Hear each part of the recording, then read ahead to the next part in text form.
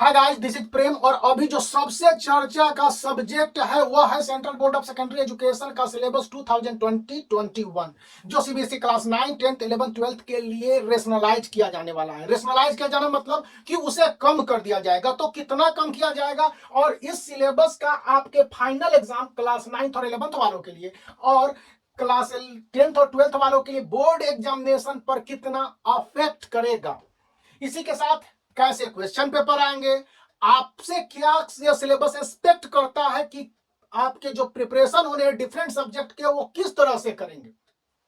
तो सबसे पहले हम लोग CBSE class 9, 10th, 11th, 12th का सिलेबस 2020-21 जो 1 अप्रैल 2020 को सीबीएसई academics.nic.in पर रिलीज किया गया, उसके बारे में बता दें कि 15 अप्रैल 2020 को उसमें अपडेट कर दिया गया। यह अपडेट मार्क्स को लेकर था और कुछ पार्ट को ऐड कर दिए गए, घटाए बहुत माइनर चीज गए हैं। वो क्लास 9th के इंग्लिश के पेपर में है और क्लास 10th के इंग्लिश के पेपर को थोड़ा सा स्टैंडर्डाइज किया गया है। इसी के साथ 11th और 12th में इकोनॉमिक के साथ साथ कुछ और 8 सब्जेक्ट में बदलाव हुए हैं। प्रैक्टिकल के एग्जामिनेशन यहाँ पर 11th और 12th में कुछ कम किए गए हैं। अब तो ओवरऑल सिलेबस में चेंज होना है। तो हम लोग सबसे पहले देख लेते हैं कि सीबीएसई सिलेबस 2020-21 एनसीईआरटी के बुक के आधार पर बनाया गया आपका एकेडमिक कैलेंडर है। यह एकेडमिक कैलेंडर दो पार्ट में स्टूडेंट का इवैल्यूएशन करता है। पहला है रिटन फाइनल एग्जाम्स या एग्जाम्स टर्मिनल।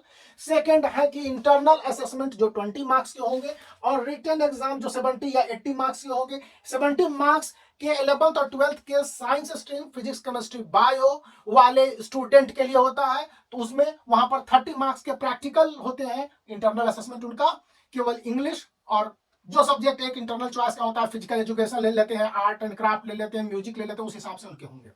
इन दोनों को मिला के आपको 100 मार्क्स के हिसाब से ग्रेड दिए जाएंगे। यह ग्रेड ए प्लस से लेकर ई तक होगा।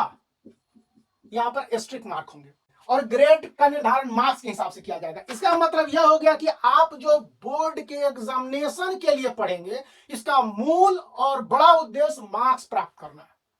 तो मार्क्स कैसे प्राप्त करेंगे, सबसे पहले देख लेते हैं कि सीबीएसई के सिलेबस के आधार पर आपके बोर्ड के एग्जामिनेशन के क्वेश्चन पेपर कैसे आएंगे। बोर्ड के एग्जामिनेशन 2020-21 अगले साल के लिए या फिर क्लास 9th और 11th वालों के लिए टर्मिनल एग्जामिनेशन 6 महीने पर होंगे। फाइनल एग्जामिनेशन जो मार्च या फरवरी जिस हिसाब से गवर्नमेंट डिसाइड करे होने हैं। ये पूरा जो आपका क्वेश्चन पेपर रिटन एग्जामिनेशन का होगा वह marks wise 1 marks, 2 marks, 3 marks, 4 marks, 5 marks, 6 marks और 10 मार्क्स में बटा होगा।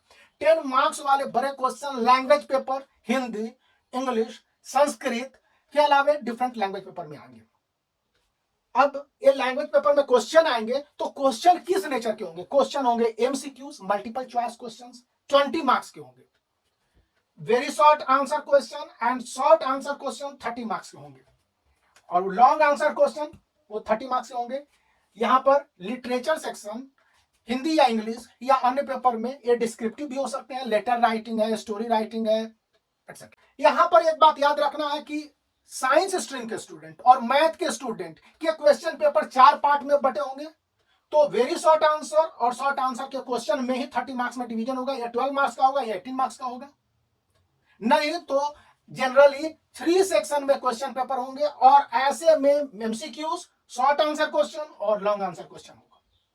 अब ये क्वेश्चन का रेंज कितना होगा, तो जैसा कि ऑफिशियल सोर्स बताते हैं कि 25 से लेकर मैक्सिमम 40 क्वेश्चन तक पूछे जाएंगे अलग अलग सब्जेक्ट में। अब इस 25 से 40 क्वेश्चन के आंसर को आपको देने हैं, उसमें भी 33% इंटरनल चॉइस वाले क्वेश्चन को शामिल कर लिया गया है। इंटरनल चॉइस मतलब कि एमसीक्यू के क्वेश्चन होंगे, शॉर्ट आंसर क्वेश्चन होंगे, लॉन्ग आंसर क्वेश्चन होंगे।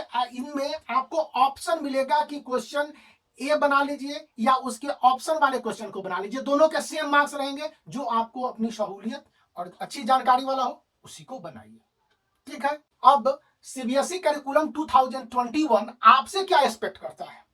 शुरू से हम लोग ध्यान देते आए हैं कि एग्जामिनेशन आ गया, पढ़ लिया, रट्टा मार लिया और हमको फुल मार्क्स आ गए। लेकिन इस बार 90-95% मार्क्स आने में इस तरह की बातें काम नहीं करेंगी।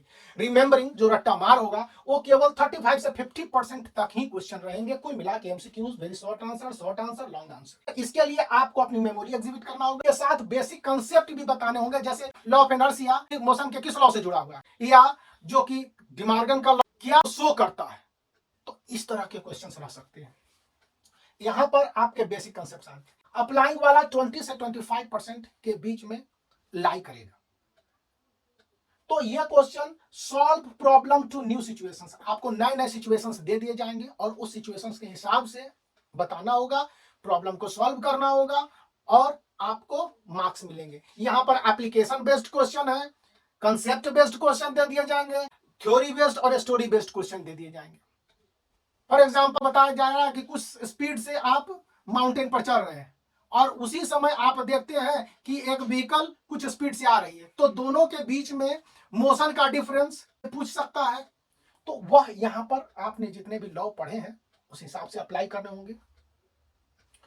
एनालाइजिंग और इवैल्यूएशन, आपसे आशा की जाती है कि आप चाहे साइंस स्ट्रीम के स्टूडेंट हो या आर्ट्स स्ट्रीम के स्टूडेंट, जितने भी थ्योरी पढ़ते हैं उसको अपने स्तर पर कैसे एनालिसिस करते हैं, जितने भी इंफॉर्मेशन दे दिए जाते हैं, और उसके बाद कोई डिसीजन पर पहुंचते हैं कि नहीं पहुंचते। न्यूमेरिकल्स फिजिक्स केमिस्ट्री में यहीं से पूछे जाएंगे, कंस्ट्रक्शन यहीं से रहते हैं मैथ में। इसके बाद जो डिफिकल्ट क्वेश्चन रहेंगे आपके क्वेश्चन पेपर में, चाहे मैथ हो, साइंस हो, फिजिक्स हो, केमिस्ट्री हो, व्हाटएवर, वो यहीं से रहेंगे और 30 से 40% क्वेश्चन होगा। यहां पर आपकी बात होगी कि करीब करीब 90% तक पहुंच जाएंगे। जो 10 से 20% क्वेश्चन क्रिएटिंग या आपके स्किल के बेस्ड पर होगा। स्किल बेस्ड क्वेश्चन आपसे आशा करता है कि स्टूडेंट ने पूरे किताब को बहुत अच्छे से पढ़ लिया है, सभी थ्योरी को और रूल्स को अप्लाई करना जानता है और उसके पास एक प्रॉपर रीजनिंग पावर है। इसी के आधार पर उससे क्वेश्चन पूछा जा सकता है। इकोनॉमिक्स में पूछा जा सकता है, बार्टर सिस्टम की जगह मॉनेटरी एक्सचेंज का सिस्टम होता तो क्या होता। वहां पर आपकी अपनी क्रिएटिविटी लेवल क्या है उसके आधार पर आंसर देने होंगे। आप क्या सोचते हैं किसी बात को लेकर, फर्स्ट वर्ल्ड वार और सेकंड वर्ल्ड वार के बीच में बेसिक डिफरेंसेस क्या रहे, यह आपके क्रिएटिव या स्किल बेस्ड क्वेश्चन है। क्योंकि यह कहता है कि कंपाइल इन्फोस टू सॉल्व दे, आपके पास बहुत सारे इंफॉर्मेशन है, उनको कंपाइल करने के बाद किस तरह से एक सॉल्यूशन को निकालते हैं। खास करके लैंग्वेज पेपर में स्टोरी राइटिंग या पैराग्राफ राइटिंग में आपसे एक कंक्लूजन का एक्सपेक्टेशन करता है। पॉपुलेशन लेवल के डिग्रेड होने पर क्या इफेक्ट इंडिया और वर्ल्ड पर पड़ेगा, इस तरह के क्वेश्चन क्रिएटिविटी बेस्ड होंगे। और इन क्वेश्चन के आंसर के लिए आपको अपने ओवरऑल सिलेबस को पढ़ना होगा। ओवरऑल सिलेबस को पढ़ने के साथ समय समय पर चेक पॉइंट और चेकलिस्ट बनाने होंगे। ये तो हो गई आपके रिटन बोर्ड एग्जामिनेशन की बात। 20 मार्क्स के इंटरनल असेसमेंट के लिए स्कूल आपको कैसे क्वेश्चन को पूछेगा, इस पर भी central board of secondary education ने साफ कर रखा है कि स्टूडेंट होमवर्क करता है कि नहीं करता है। यदि स्टूडेंट ने क्लास वर्क किया हुआ है तो उसके नोट्स कॉपी होंगे, फेयर कॉपी आप बनाते हैं, इसको स्कूल में सबमिट प्रॉपरली किया है, चेक किया हुआ है कि नहीं किया हुआ है। इसके बाद पीरियोडिक असेसमेंट और मल्टीपल असेसमेंट होते हैं कि नहीं होते हैं। पीरियोडिक असेसमेंट मतलब कि प्रत्येक 1.5 मंथ के बाद आपके क्लास टेस्ट होंगे, उसे सब्जेक्ट टीचर टेस्ट करेंगे, इसके आधार पर 5 मार्क्स में से आपको मार्क्स अवार्ड किए जाएंगे। ऐसे 4 टेस्ट होंगे, इसी तरह से 4 मल्टीपल असेसमेंट होंगे। मल्टीपल असेसमेंट की सबसे बड़ी खासियत है कि आपको ओरल टेस्ट लिया जाना चाहिए। इसमें लैंग्वेज प्रॉब्लम, फिर मैथमेटिकल प्रॉब्लम, फिर थ्योरेटिकल प्रॉब्लम के साथ साथ प्रैक्टिकल प्रॉब्लम को भी दे दिया जाएगा और उसमें स्टूडेंट कहां पर स्टैंड करता है इसी के आधार पर उसे 20 मार्क्स दिए जाएंगे। 20 मार्क्स स्कूल के द्वारा दिया जाना आर्बिट्रेरी नहीं, यह डिफाइंड रूल पर आधारित होता है।